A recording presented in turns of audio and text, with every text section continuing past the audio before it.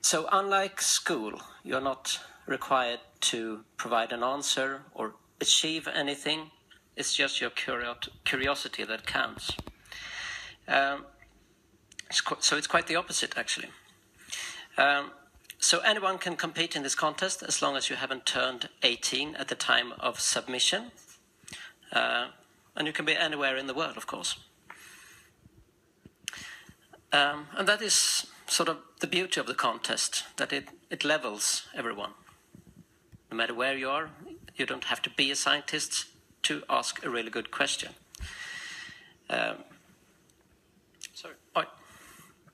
And just like in the Olympics, there's an equal number of prizes for boys and for girls. That's also important for us. So the rules are really simple. You can submit up to 5 questions per year. Like I said, the age is the only limit. You can only win once, though. That's sometimes, someone has 2 or 3 really good questions that are ranked really high, but you can only win once. Now, the jury of this prize is our scientific advisory board members. I showed you this slide yesterday. So there are many eminent scientists, and there are several Nobel laureates in this crowd. So they look at these questions and decide which are the really good, really clever questions that we get. So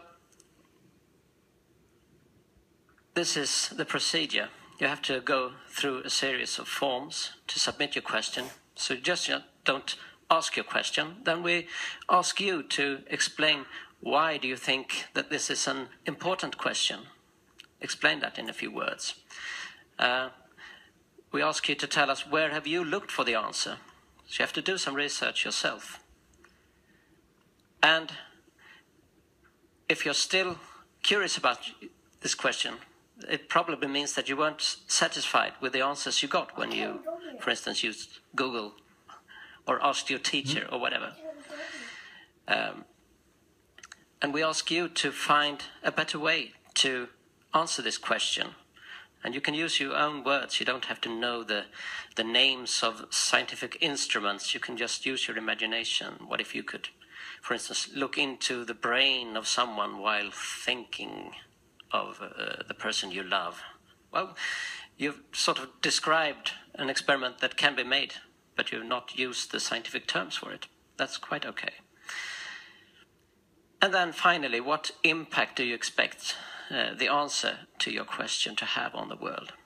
Maybe it's just your satisfaction, or maybe you could actually change the world by knowing this. So what can you win? There is a certificate with a painting by the head of our educational board, Elizabeth Ball, who you saw yesterday. There's a medal. I've been passing it around the lecture hall. I hope I get it back. It's also unique. It's probably a bit hard to see here, but there is a molecule in the middle of this. It's a common molecule, but it's from a very unusual angle. Can anyone tell what it is? Oh, we have one here, yeah. Okay. It's indeed the DNA, yes, seen through the helix from above. And you also get an iPad, which is, of course, a motivator to enter this contest. So, I think it's time. Here are some of the past winners. There's Felicia from Sweden, who asked, what is the origin of chemical chirality? We all know that there are chiral molecules that are left-handed, right-handed, but her question is not what it is, it's why. Where does it come from? And she was actually at the symposium, just like you are today, when we announced that she won. So she was just sitting there, oh, I won. So we we took her on stage, of course, and she received the medal from a Nobel Prize winner, is Roderick McKinney. This is Vladimir. He was 15 at the time when he asked his question, why aren't plants black? And we brought him to Stockholm the next year, so he could actually announce the next year's winner. It's a big adventure for him, obviously. I would like to thank the sponsor of this year's prizes, the Mabel Dawn Reader Foundation, for a very kind contribution that has enabled us to do this. Now, it's time we announce the winners, and with me on stage I have Henrik Sundén, who has also been very helpful in this year's competition. So, it's time for the first winner.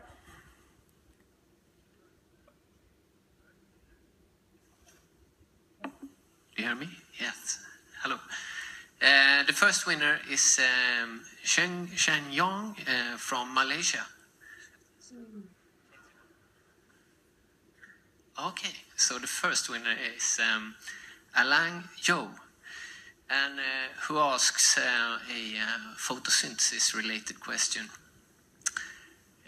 Is it possible to insert chloroplasts into human cells and to genetically modify them, such that photosynthesis can occur in humans and other animals?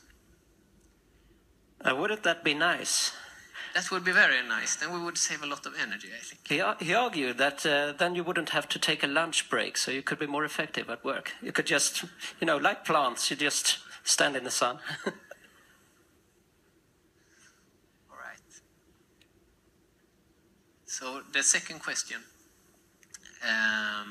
is from Sheng Shang Yang, who wonders if we can suppress and reverse thermal as well as extreme pH denaturation of enzyme by binding nanoparticles to the allosteric sites of the enzyme. So this is a very specific question. So why do you think he would like to do that, Per? I don't know, but he must have thought about this in school or something. I think so too. So this is clearly Chalmers-related research. I think he should supposed to come here. So we can do develop Next reaction Next winner. Higher temperatures. Okay, what is the difference between learning something new and having an original? Yes! What are the activities, the processes in the brain when each of the above occurs? And this is from Haaris Alam, 9 years in the United States. So this is probably the youngest competitor. The youngest winner ever, yes indeed. It's fantastic. Yes! And the next one? Is there a limit to Congratulations, Haaris! This is from Kiao Kwon, 15 years in the United States. What do you think about that, Per?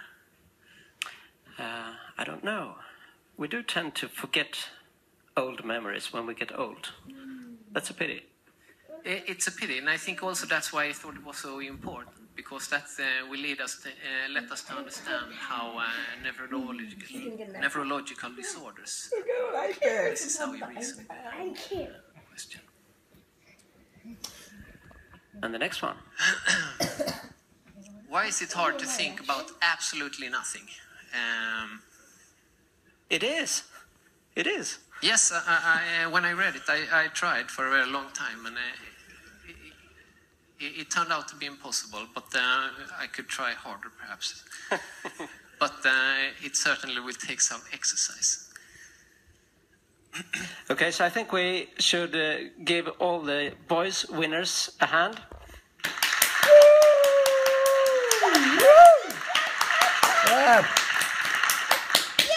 Moving on to the girls. And the first one? Why do humans often make irrational choices despite our high level of intelligence? Why do you think that is? Oh, I'm always rational. No. Could the irrational choices have some meaning? That's also one of the follow-up questions that she incorporated in the set of questions that you had. This is from Lo Dun, 13 years in Singapore. Here's a question from Sweden. It's Elin Israelsson, 16 years old. Would it be possible for the humans to become immortal in the future? Wow. And what would happen? Yes. What if would we happen? could? So there's some ethics in that question as well. It's really interesting.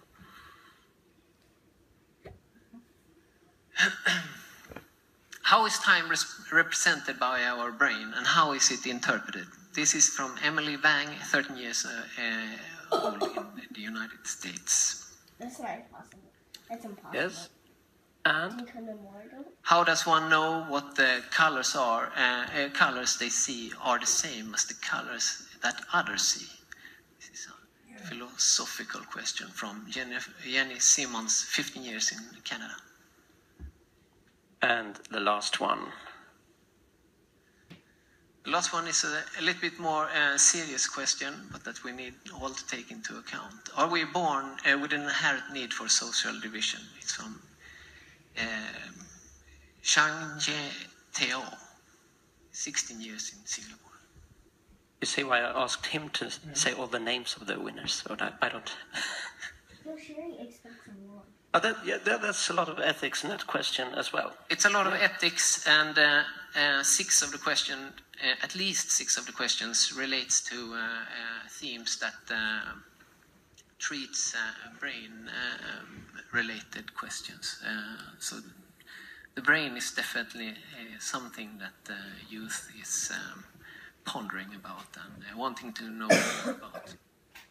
So I think we should congratulate all the girls winners with an applause.